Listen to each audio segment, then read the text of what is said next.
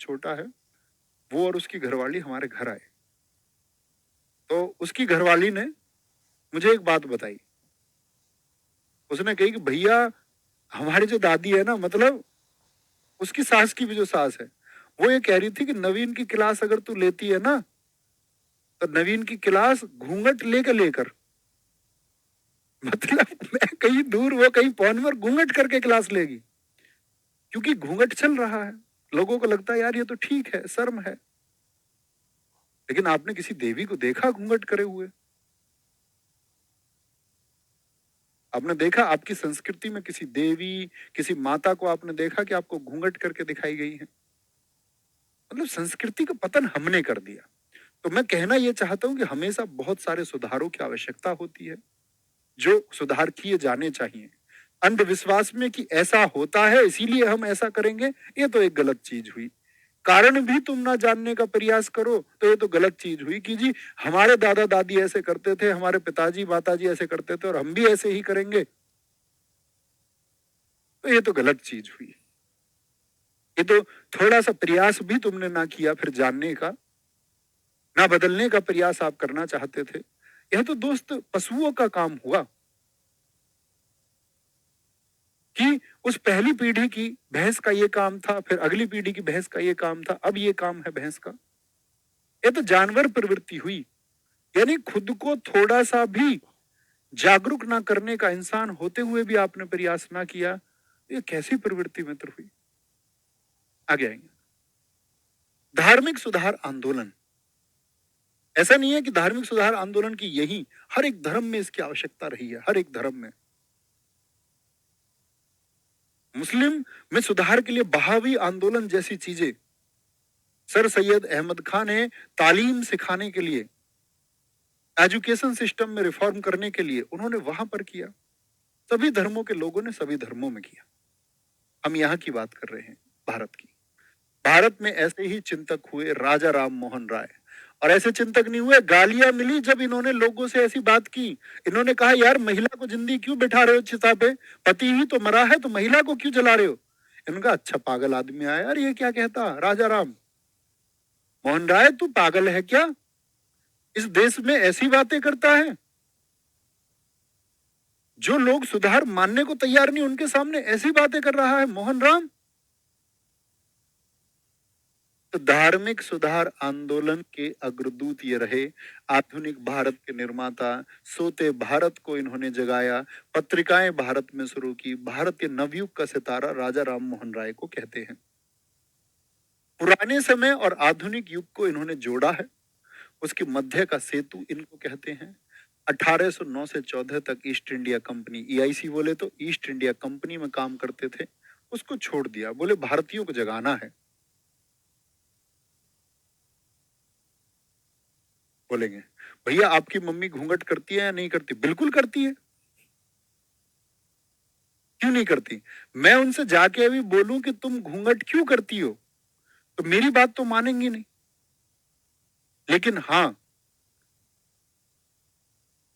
अगर मेरी आने वाली पीढ़ी होगी, क्योंकि वो मुझसे बड़ी है, मैं उन्हें कोई मतलब बहुत ज्यादा बैठ के मैं उनको अगर समझाऊं भी, तो वो एक सही नहीं होगा। हालांकि बहुत सारी चीजों में उनकी परिवर्तन आया, तो कहते हैं ना पुराने समय के लोग हैं, ऐसे ही नहीं मानते। लेकिन ये सीधी सी बात है कि मेरे साथ के जितने भी हमारे घर के बच्चे, कल ऐसा भी हो सकता है कि मैं पापा बनूं, कल मेरी लड़की की शादी हो, कल मेरे लड़के की शादी हो, तो भाई मैं अपनी लड़की को ऐसा नहीं कहूंगा बेटा तू घूंघट में घूमती रहे। घूंघट कारण ही नहीं है, घूंघट की बात ही क्यों कर रहे हैं? घूंघट से आखिर होता क्या है? क्या घूंघट से कोई चरित्रवान हो जाएगा? क्या जितनी महिलाएं घूंघट करती हैं वो सारी की सारी चरित्रवान हैं? क्या जितनी महिलाएं घूंघट नहीं करती हैं वो सारी की सारी चरित्रहीन हैं? ये तो उस तरह की बात हुई कि वस्त्र यदि पूर्ण पहने हुए हैं किसी महिला ने तो वह चरित्रवान है, और आप ऐसा सोच ले तो आप गलत है मित्र। आप ये सोच ले कि छोटे वस्त्रों में कोई महिलाएं चरित्रवान नहीं है, तो ये आपकी गलतफहमी है। हाँ, शालीनता होनी चाहिए। कोई निर्वस्त्र ही हो जाए और हम कहें कि ये चरित्रता इसके अंदर होगी, तब तो नहीं हो सकती मित्र। क्योंकि तब शालीनता ही ना रही। तो शालीनता के बारे में हम बात करें तो ज्यादा अच्छा है, लेकिन हम चरित्र नहीं बता सकते किसी का, इसीलिए उसकी बात ही करना व्यर्थ है। कोई भी व्यक्ति किसी भी माहौल में, किसी भी परिवेश में, किसी भी वस्त्र में, किसी भी प्रकार का हो सकता है, समझे। हम सोचे जी जो घूंघट करे तो ही बढ़िया। अच्छा, घूंघट करना किससे है? आप कहेंगे भैया घूंघट तो घर में बड़ों लोगों से किया जाता है। आपके ऊपर थोपा गया ना, आपके ऊपर थोपा गया ना ये बात। पहली जो महिला रही होगी इस प्रकृति में, उसने किससे घूंघट किया होगा? आप कहेंगे भैया वो क्यों घूंघट करेगी, उसके तो बच्चे रहे होंगे। तो उसने किससे घूंघट कराया? बोले कि तुम्हारे ससुर है, इनसे घूंघट कर लो। क्यों? ससुर अगर चेहरा देख ले तो इससे क्या परिवर्तन आता है? और ऐसा तो है नहीं कि ससुर से चेहरा हमेशा ही ढका रहेगा, दिखता तो होगा। अच्छा, चेहरा दिखने से क्या हो जाता होगा? आजकल तो जैसे आप लोग जानते हो नेट के लोग नेट की वो आ रहे हैं, उड़ने वाले। तो चेहरा तो सबको दिखता है, चेहरा दिखने से हो क्या जाता है? चलो दिख गया चेहरा, मान लिया, क्या होता है इससे?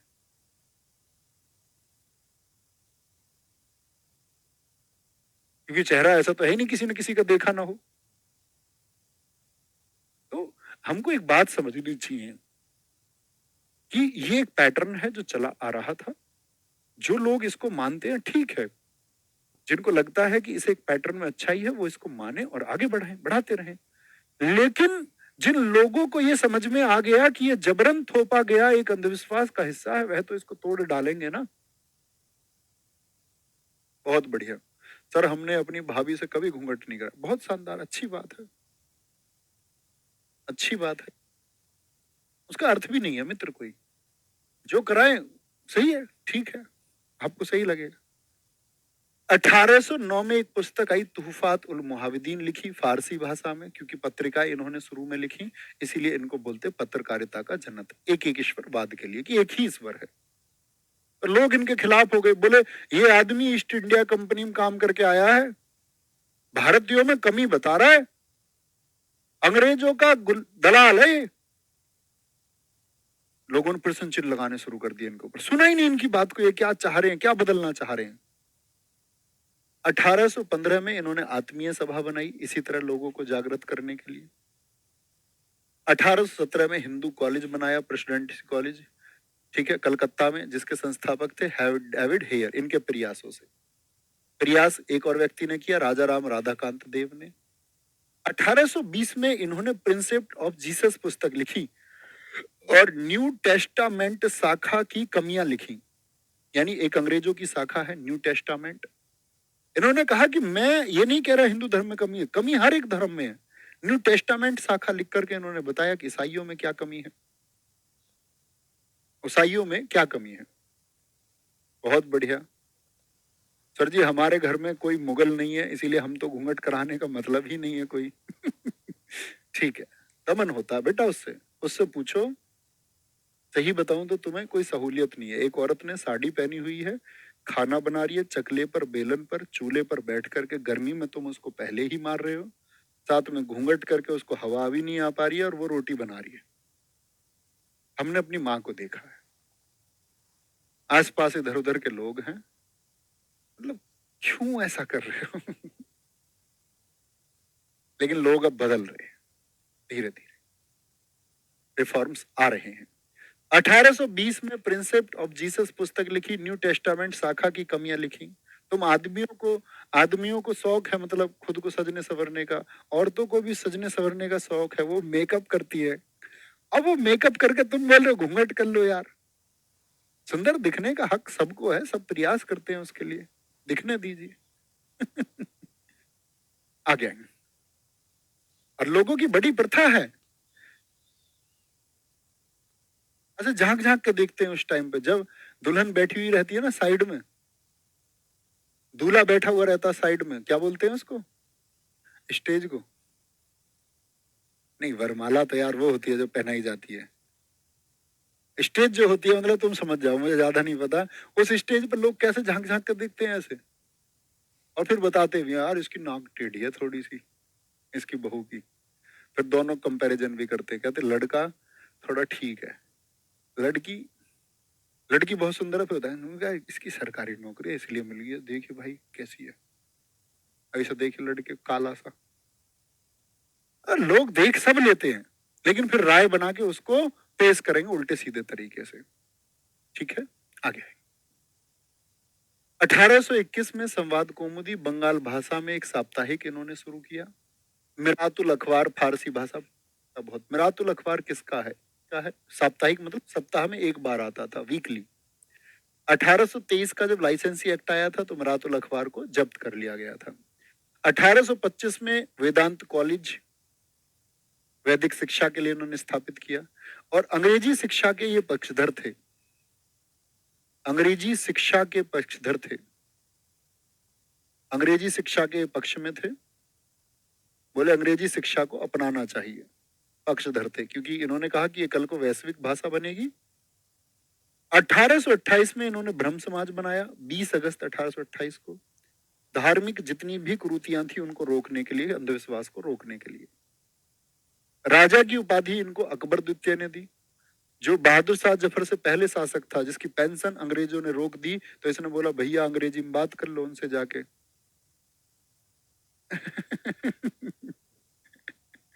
चलो, पेंशन के मामले में, पेंशन के मामले में, ठीक है भैया, मेकअप नहीं करना चाहिए फिर। आई थिंक सो, मतलब वो मेरे हिसाब से निजी अधिकार है। फिर मैं ये कहूं कि मैंने बाल ही क्यों काट रखे, ये भी मेकअप का एक हिस्सा है। फिर मुझको ये भी बिखरे देने चाहिए, क्योंकि फिर तो कुछ अर्थ ही नहीं बचा। अगर हम संसार से जुड़ते हैं तो थोड़ी केयर के हिसाब से रहना होता है, या फिर सन्यासी बन जाना चाहिए। संसार से जुड़े हुए हैं तो फिर भैया, पुरुष अगर बाल वाल संवारते हैं, दाढ़ी वाड़ी अपनी सेट करवाते हैं, तो फिर महिलाओं को भी मेकअप का हक है, उससे कोई दिक्कत नहीं है। लेकिन ऐसा मत करवाया करो कि चेहरा बदल जाए, धोखे धोखे जैसी स्थिति मत पैदा किया करो। इतनी सी एक विनम्र प्रार्थना है। पेंशन के मामले में 1829 में सती प्रथा पर रोक राजा राम के प्रयासों से लगी, बेंटिक के समय पर, सबसे पहले बंगाल में, फिर चेन्नई में, फिर भारत में। अंतिम समय में जाकर के ये आपका इंग्लैंड में बस गए थे, ब्रिस्टल में ही इनकी समाधि है, ब्रिस्टल के लिए ही, ब्रिस्टल में ही इनकी समाधि है, ब्रिस्टल में ही इनकी समाधि है। ठीक है, बोलेंगे बस सर आप इंस्टा पर मेरे मैसेज क्यों नहीं पढ़ते? बेटा मैसेज चेक नहीं करता मैं, अब तो कुछ भी नहीं देख पा रहा हूँ 4-5 दिन से। संडे चलाऊंगा, संडे, ठीक है, आगे आएंगे, संडे मैसेज चेक करेंगे कुछ। इनकी मृत्यु के बाद ब्रह्म समाज का नेतृत्व किसने किया? देवेंद्रनाथ ठाकुर ने। अन्य लोग थे अरविंद कुमार दत्त, ईश्वर चंद्र विद्यासागर, केशव चंद्र सेन। केशव चंद्र सेन जो हैं, ये ब्रह्म समाज के अंतरराष्ट्रीयकरण के लिए जाने जाते हैं, यानी ब्रह्म समाज को अन्य देशों तक, उसकी शिक्षाओं को अन्य देशों तक किसने पहुंचाया? अन्य देशों तक किसने पहुंचाया? वो कौन है? आपके केशव चंद्र सेन थे। और केशव चंद्र सेन को 1865 में ब्रह्म समाज से निकाल दिया गया। क्यों? क्योंकि नियम था कि अपनी बच्ची को पढ़ने देंगे विकसित होने तक, जब तक वह संभल नहीं जाती, अपने पैरों पर खड़ी नहीं हो जाती, तब तक उसका विवाह नहीं करेंगे। सोचो, आज से लगभग 200 साल पहले ऐसी बात हो रही है, लेकिन इनको खुद को मौका मिला, केशव चंद्र सेन को, अपनी 13 साल की लड़की का कूच बिहार के राजा से शादी करा दी इन्होंने। मौका लगते ही बोले राजघराना मिल रहा, अपनी लड़की, 13 साल की लड़की की शादी कर ली। ठीक है, 1866 में भारतीय ब्रह्म समाज को आदि ब्रह्म समाज नाम कर दिया गया, और आदि ब्रह्म समाज को क्या नाम दिया गया? आपका आदि ब्रह्म समाज को जो नाम दिया है देवेंद्रनाथ ठाकुर ने। ठीक है, केशव चंद्र सेन से जो लोग नाराज थे, उन्होंने भी एक संगठन अलग बनाया, साधारण ब्रह्म समाज। क्या बनाया गया? साधारण ब्रह्म समाज। पंडित शास्त्री थे एक, क्या बोलोगे? पंडित शास्त्री थे एक, उन्होंने इसकी स्थापना की। और ये आपका शिवनाथ शास्त्री, इनके साथ में ये और कौन कौन लोग थे? आनंद मोहन बोस और उमेश चंद्र दत्त थे। तो इस तरह से कहने का मतलब है कि ब्रह्म समाज बिखरता चला गया, बिखरता चला गया। ऐसा ही एक संगठन हुआ प्रार्थना समाज।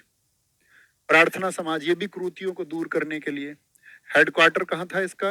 इसका हेडक्वार्टर था मुंबई में, मुंबई। संस्थापक है इसके आत्माराम पांडुरंग। बोले भारत के लोगों के मस्तिष्क के विकास के लिए करना ही जरूरी है। और दो लोग, एमजी रानाडे। एमजी रानाडे कौन है? गांधी जी के गुरु कौन थे? गोपाल कृष्ण गोखले। और उनके भी गुरु हैं केशव चंद्र सेन और आरजी भंडारकर। इन लोगों ने प्रार्थना समाज की स्थापना की मुंबई में। ठीक है, ये बात याद रखेंगे। यंग बंग आंदोलन, बंगाल को नई शिक्षा देने के लिए एक बहुत कम उम्र के व्यक्ति हेनरी विवियन डैरिजियो ने चलाया, जो हिंदू कॉलेज में एक प्रोफेसर बन के आया था। 17 वर्ष की उम्र में तो अगला व्यक्ति प्रोफेसर बन गया था। और 1819 से 31 आप कहेंगे कुल 22 वर्ष की उम्र में मौत हो गई थी। तो बंगाल के लोगों को जगाने का काम किया, बंगाल के लोगों को जगाने का काम किया। उसी को हम कहते हैं एक यंग बंग आंदोलन। यंग व्यक्ति द्वारा बंगाल में चला गया आंदोलन। ये सब आंदोलन क्यों चल रहे हैं? कुरीतियों को दूर करने के लिए, जो बुराइयां हैं। बहुत बढ़िया। ईश्वर चंद्र विद्यासागर 1820 से लेकर के 1831, इनका जो, नहीं सॉरी, 61 होना चाहिए, 61 तक का इनका काम है, 61 तक का काम। ठीक है, क्या बोलोगे? 61 तक का काम नहीं, ये शायद इनके वर्ष को दर्शा रहा होगा। अगर वर्ष को दर्शा रहा है तो 1891 होगा फिर तो। अगर कार्य, इनका पूरा जीवन ही लिख लीजिए आप, 1891, क्योंकि 20 में तो जन्म हुआ तो कार्य शुरू नहीं कर सकते। संस्कृत कॉलेज के एक प्राध्याचार्य थे और ईश्वर चंद्र विद्यासागर, इनका नाम था ईश्वर चंद्र बंदोपाध्याय। दिल्ली पुलिस 2020 ने पूछा ईश्वर चंद्र विद्यासागर जी का वास्तविक नाम क्या है? संस्कृत शिक्षा पर ब्राह्मण एकाधिकार के खिलाफ इन्होंने लड़ाई शुरू की, खुद ब्राह्मण ही थे। लेकिन ऐसा थोड़ी है कि आप जाति में अंधे हो जाएं। बहुत सारे लोग हमारे देश में, युवा वर्ग क्या है, जातिगत रूप से अंधा हो चुका है। उसको जाति के अलावा कुछ दिखाई नहीं देता। वो सारे अंधविश्वासी और अंधभक्त लोग हैं जो नेशन से ऊपर जाति को मान लेते हैं और फिर उनको अपनी जाति की कुरीतियां भी बुरी लगने लग जाती हैं। जैसा मैंने तुमसे कहा कि अमुक जाति में कोई व्यक्ति अगर थोड़ा कामयाब हो जाता है तो लोग उसका ढोल पीटते हैं। लेकिन दोस्त, जो कामयाब नहीं हो पा रहा है, जो पिछड़ रहा है, उसकी जिम्मेदारी का तुमने कभी उठाई? अगर तुम उसकी जिम्मेदारी, जो पिछड़ रहा था, उठाते तो फिर तुमको हक है कि जो कामयाब हो गया उसके साथ फोटो खिंचाने का, या उसकी खबरें वायरल कर देने का, या उसके बारे में चर्चा करने का। तो सिर्फ कामयाब की अगर बात करेंगे तो वंचित की बात कौन करेगा? कुछ लोग जातिगत रूप से सिर्फ अपनी जाति की बात करना चाहते हैं। वह कहते हैं कि इस देश का, भारत देश का एक दुर्भाग्य भी है। और ऐसे लोगों का रेशियो बढ़ता जा रहा है। जो सही और गलत से उनको मतलब नहीं है, उनकी जाति की बात है तो उनको गलत बात भी सही लगती है, और उनकी जाति की कोई भी गलत बात उनको सही लगना, ये देश के लिए दुर्भाग्य है। लेकिन ईश्वर चंद्र विद्यासागर एक ब्राह्मण है। उन्होंने बोला संस्कृत शिक्षा पर ये ब्राह्मणों ने इकट्ठा जो एकाधिकार कर रखा है, जो मोनोपोली है, ये नहीं होनी चाहिए, इस पर सबका हक है। ऐसे व्यक्ति को हम व्यक्ति कहते हैं। 1856, जैसे तिलक साहब मान के चलो जाति व्यवस्था में विश्वास रखते हैं, उनको उन्होंने कहा कि दलित होते हैं, होने चाहिए, तो तिलक साहब का कहना गलत है। आप किसी व्यक्ति को निम्न स्तर का नहीं समझ सकते हो। आपको कोई अधिकार नहीं है आप ये कहें कि मैं उच्च स्तर का हूं। उच्च तो व्यक्ति के कर्म होते हैं मित्र। आप अपने जाति को उच्च बता करके और कर्म ऐसे कर रहे हो, और आप सोच रहे हो मेरे गलत कर्म मुझे ही पता है और किसी को पता नहीं है। तुम तो जानते हो ना अपने कर्मों के बारे में, हर एक तुम्हारा क्या व्यवहार है लोगों के प्रति। तुम कैसे रिक्शे वाले से झगड़ते हो, कैसे तुम देखते ही कि कमजोर व्यक्ति है तुमसे, तुम उसके ऊपर हावी हो जाते हो। तुम्हारा क्या व्यवहार है सड़क पे चलती लड़कियों के लिए, तुम जानते हो ना। तो तुम कैसे कर्म कर रहे हो दोस्त, तुम्हारे कर्म नीचे हुए। तो कर्म नीचे या ऊंचे होते हैं, जाति ऊंची या नीची नहीं होती, ना हो सकती है। जन्म से एक बात बताए, शायद आज आपका जन्म भारत में हुआ, अगर आपका जन्म मित्र पाकिस्तान में हुआ होता तो आप पाकिस्तान के फेवर में होते ना। आपका जन्म ब्रिटेन में हो जाता तो आपका राष्ट्र प्रेम किसके लिए होता? ब्रिटेन से। आपका राष्ट्र प्रेम इसीलिए भारत में है क्योंकि आपका जन्म भारत में हो गया। लेकिन भारत ने एक सिद्धांत सिखाया, वसुदेव कुटुंबकम, पूरी दुनिया ही अपना घर है। तो मित्र एक बात बताओ कि जो जन्म आपका हुआ यह अकस्मात या तुक्का ही तो है, ये निर्धारित तो नहीं है। इसको लोगों ने बोला ये कर्म के द्वारा निर्धारित होता है। गलत, सब अंधविश्वास है। कहीं कुछ निर्धारित नहीं होता। इसीलिए ये भूल ना करो। कोई दिक्कत, कोई परेशानी? प्रैक्टिस बच्चे 1 अक्टूबर से होगी 3 बजे। तो ठीक है, जो ना समझे तो मैं कैसे समझा सकता हूं उसको? बहुत सारे लोगों ने जड़ बुद्धि के साथ में जन्म लिया और जड़ बुद्धि के साथ ही मर गए। वो मूर्ख जो उनको समझाने का प्रयास करे।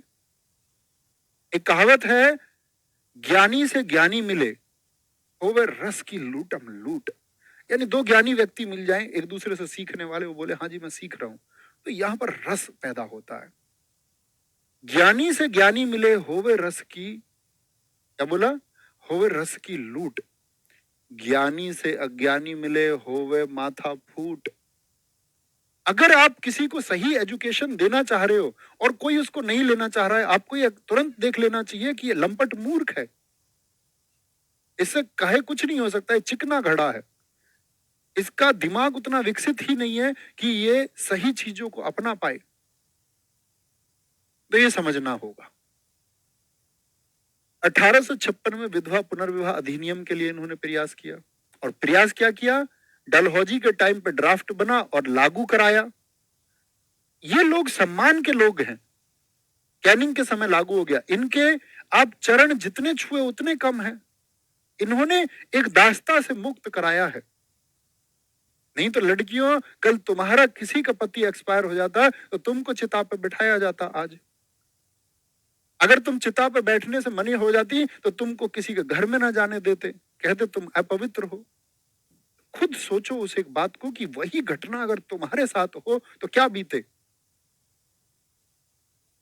गरीब का दुख आप तब समझ पाएंगे जब आप ये समझेंगे कि मैं अगर गरीब रहूं तो क्या होगा।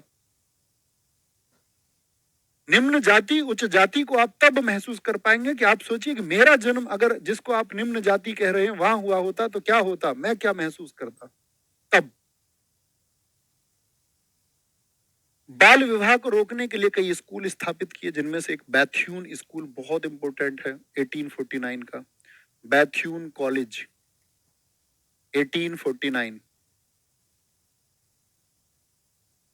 नेटिव मैरिज एक्ट लेके आई 1872। लड़की की उम्र कम से कम 14 साल होनी चाहिए।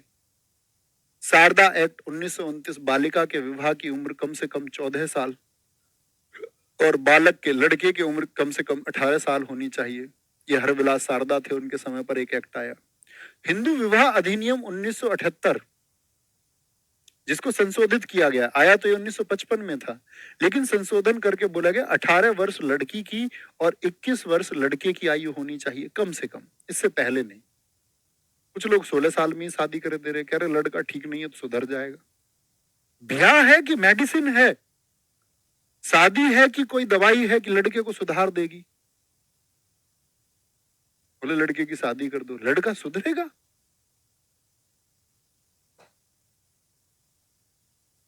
उसको कोई जिम्मेदारी का भाव आ ही नहीं सकता। बोले कोई दिक्कत नहीं, इसके पापा की सरकारी नौकरी है। लड़की वाले भी मूर्ख है, शादी कराए, ठीक है, ये प्लॉट है इनके पास में, ये इसका किराया आ रहा है, इसके लड़के के पापा ठीक है इतना किराया आ रहा है, शादी कर दो।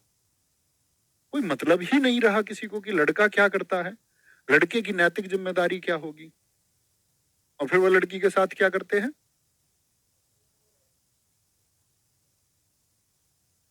Everything knows.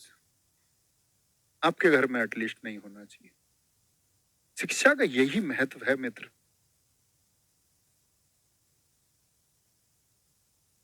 बहु पत्नी प्रथा का विरोध किसने किया? ईश्वर चंद्र विद्यासागर ने किया। विद्यासागर। ज्योतिबा राव गोविंद राव फूले। फूले जाति में पैदा हुए। फूले यानी कि माली जाति में पैदा हुए, ब्राह्मणों के एकाधिकार के खिलाफ लड़े कि सारे स्कूलों पर अधिकार तुम्हारा नहीं हो सकता, हमारे बच्चों को पढ़ने नहीं दिया जा सकता, यह सही चीज नहीं है। सत्य शोधक समाज बनाया 1873 में महाराष्ट्र में जाति भेदभाव के खिलाफ। जातीय भेदभाव ये होता है, इसके खिलाफ महात्मा की उपाधि महाराष्ट्र की एक स्थानीय सभा ने दी।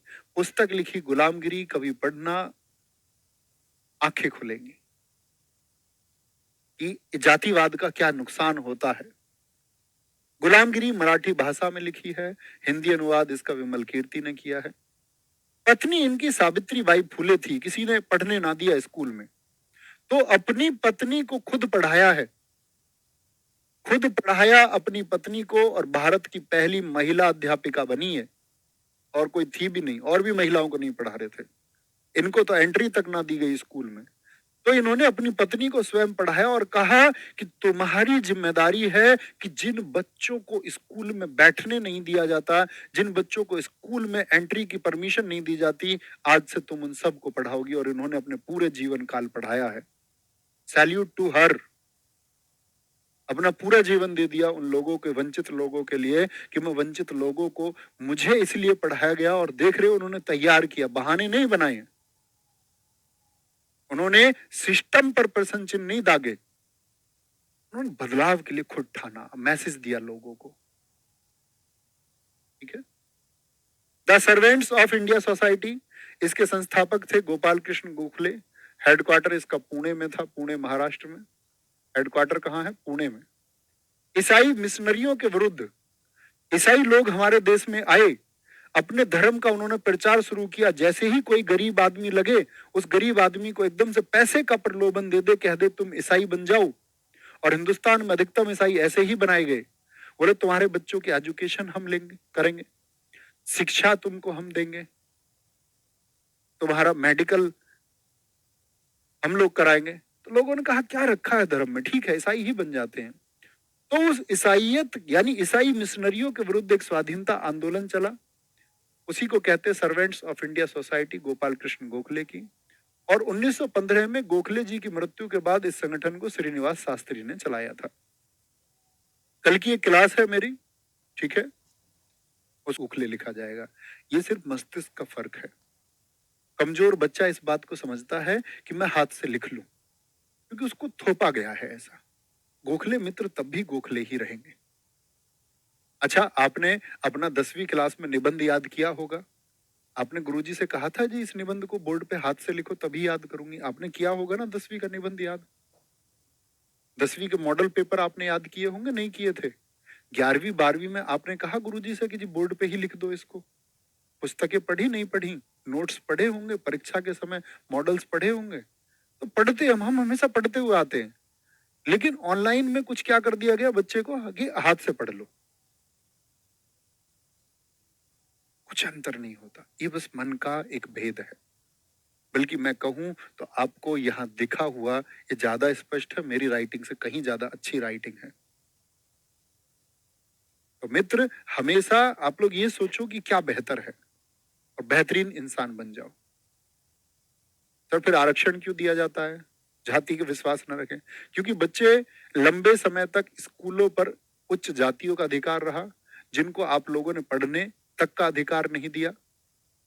मैं जानता हूं ब्राह्मणत्व की बात को, मैं स्वयं ब्राह्मण हूं, लेकिन एक समय तक ब्राह्मणों ने जो अधिकार रखा है, तो जिनको वंचित ही रखा गया बहुत लंबे समय तक।